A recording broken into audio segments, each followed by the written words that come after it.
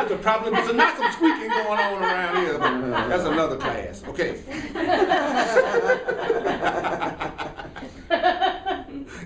So what does that mean? An analogy of that would be, you having an experience with somebody, but you've already made up in your mind exactly how everything is supposed to go and exactly how they should act.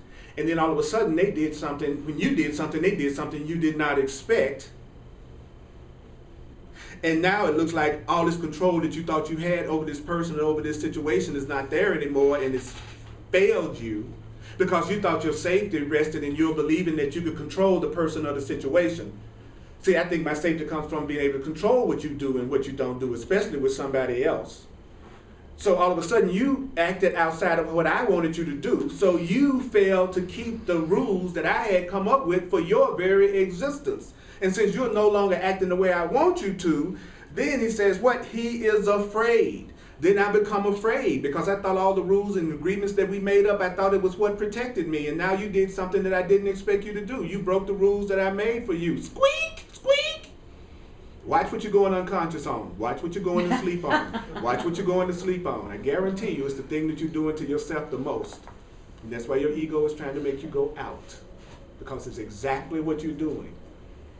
There's somebody who broke your control. There's somebody who did not do the way you thought they should do. And so now you don't feel safe. And so now you feel afraid because it looked like my capacity to love depended on my ability to control everything and everybody around me. But he says that because I thought the rules I made up for everybody was protecting me. I thought my morals were protecting me. I thought the rules I lived my life by were the rules of everybody else. Think about how unsafe we feel when we hear about somebody robbing a bank or something. Why are we feeling unsafe? Because we made up a rule that nobody should rob banks. Mm-hmm. And we saw that our rule really doesn't really have any power because anybody can rob a bank whenever they get ready if they're willing to take responsibility for it. Mm-hmm. So all of a sudden we're afraid because all of the rules that we made up for everything around us, we see that they really don't work. They're not real rules. They can be broken anytime you want to. Mm-hmm. So he says, so we are afraid. So he says, well, what do you do next? The first thing you need to do is forgive all of these people and situations, Earl, because they did not deceive you. They did not deceive you. They didn't break any rules. They didn't live by your rules, so they didn't really ever break any rules. Nobody has ever broke your rule because they never lived by your rule to begin with, Earl. But that doesn't mean your world is unsafe. That doesn't mean that you're unsafe. That doesn't mean that don't you know that doesn't mean that you're unsafe? Just because the things that you thought protected you don't protect you, that doesn't mean there's not something to protect you. Mm-hmm. Just because what you thought would make you happy is not the thing that would really make you happy, that doesn't mean you can't be made happy. Mm. That's what it says in the very last sentence. You misunderstood. You were mistaken. You misunderstood what made you safe. You think what made you safe has left. So I'm trying to take care of myself. I'm trying to control everything around me, and people don't always do and things don't always act the way I want them to, and so I'm afraid and I'm upset and I feel like you betrayed me because you don't do everything the way. In other words, you won't let me totally control you in order for me to feel safe. And since you won't let me totally control you in order to feel safe, then I feel like I can't trust you. I'm afraid of you. Mm-hmm. And the truth is, you never did deceive me. I never did have that kind of power over you in the first place. I never had that kind of power over you in the first place. You are not deceiving me just because you don't do what I want you to do. You're not deceiving me just because you won't let me control you. You're not deceiving me in betraying me just because you won't let me control you.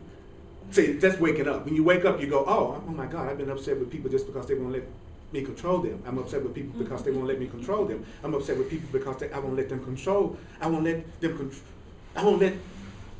me control them. I'm upset with them because they won't let me control them. All of a sudden, when you wake up, you begin to realize that, and then you realize that your safety doesn't have anything to do with trying to control anybody.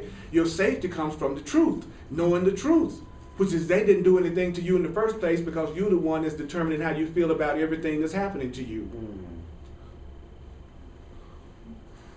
Here's the kicker. If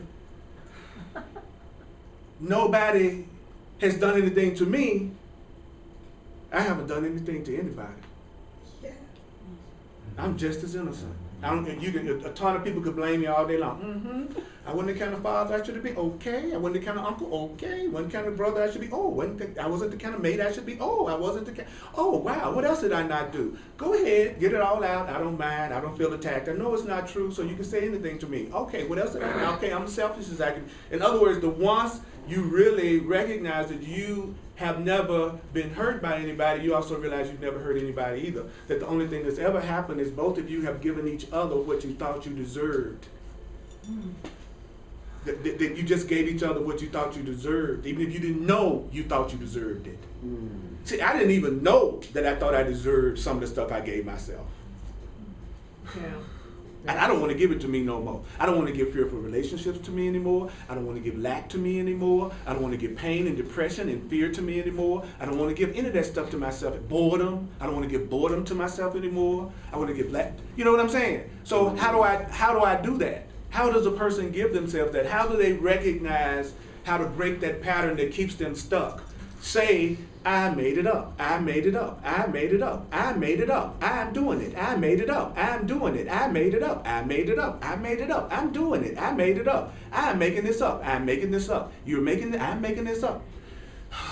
How do you know when a person's not ready to break a pattern? How do you know when a person hasn't suffered enough? They're not saying, I made it up. I did it. I created it. I made it up. If they're saying anything other than that, you know they still want to perpetuate the pattern, and you know they're going to experience it again in another form. Mm-hmm. So then it's up to you to decide whether or not you want to ride in the car with them that night.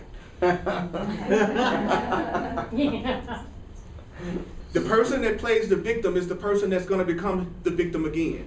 Now, do you want to experience that with them or not? The person that goes, I don't even know how I created that. I'm not going to even judge myself for creating that. I don't even have to know why I seem to create that, but there was some part of me that must have created that. You don't have to agree. You don't have to see how. You don't have to like it. To break the pattern, all you have to do is tell the truth, because if it's the truth, it doesn't matter if you believe it or not. Right. That's what makes the truth easier than an illusion. An illusion is something you have to believe. So you go, I have to believe that I am this, and I have to believe that I am that, and I'm working on believing this about me, and I'm working on believing that about me. Yeah, because that's the part of you that don't believe it. But if you are truly a loving person, but you don't think you are, it doesn't matter that you don't think you are. You're still a loving person. If it's true, your belief doesn't have any effect on the truth of it. So I don't care how long it takes me now to wake up to God. I don't care how long it takes for me to forgive. I don't care how long any of that stuff takes anymore. Because since it's inevitable that I will, and since it's inevitable that you will, enjoy the journey, have some fun, give yourself some joy. Realize that whenever you are upset, it's because the head popped out of the jack in the box and the bear squeaked. In other words, something didn't act according to the script that you've made up for how it should be. Something betrayed your desire to control it. What is your fantasy about me? Your fantasy about me is simply some way that you want me to act, which means it's a reflection of the desire you have to control me. So, how do I get my fantasy satisfied then? Realize that the Holy Spirit will take care of your real needs and your foolish needs. The Holy Spirit will take care of your need to walk along a lake hand in hand with somebody, and the Holy Spirit can take care of your need to parachute. But at the same time, reminding you that you are eternal, that you are loved, that you are powerful, that you are not a victim, and that you can have what you want. So there is no sacrifice. There's another thing. If you think anything about the path back to God involves sacrifice of what you love and you enjoy, you're listening to your ego again. You're listening to the part of you that doesn't believe you deserve to be happy, because nothing that wants you to follow it would make it hard. So God is too intelligent to make following God hard. I mean, if I wanted you to follow me, I sure would put out some breadcrumbs. Whether it's a breadcrumb relationship, whether it's a breadcrumb job, whether it's a breadcrumb car. So Spirit is not going to try to get your cooperation by giving you hard tasks that you got to fulfill, else you might be doomed forever. The hardest thing in the world is to get people who want to suffer to take an easy life. Yes.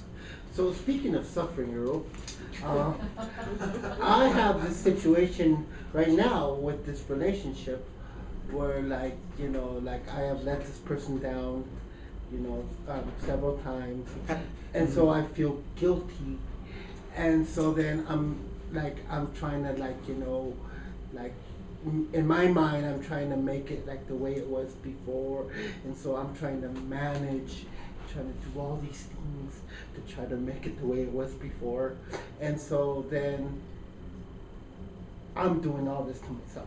Yes. Yes, you're doing all this to yourself. And if I just, my fear is if I just let go, that, you know, I'm gonna lose that friendship. And Well, it I'm sounds gonna be like you've alone. already lost it.